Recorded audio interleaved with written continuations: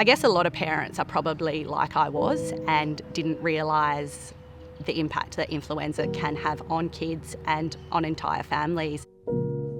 And I also never considered the fact that influenza actually kills more kids every year than those diseases that we as parents are really, really afraid of, like meningococcal.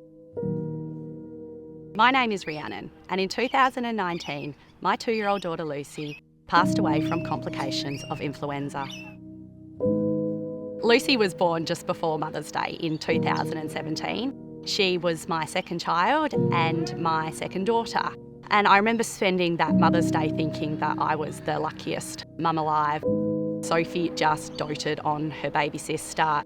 Ollie came along later after we lost Lucy. It was pretty bittersweet that he will never know his big sister and his big sister will never know him. She was the most vibrant, sassy little 2-year-old I knew.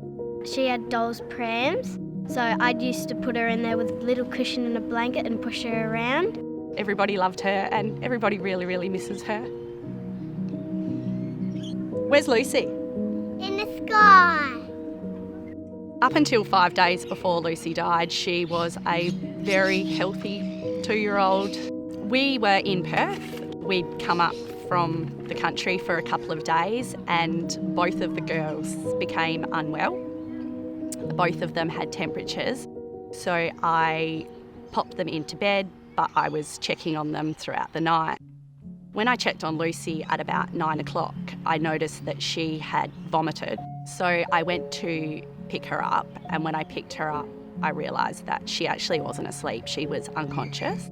I called an ambulance. The ambulance came and Lucy began seizing. She seized the whole way to the Perth Children's Hospital.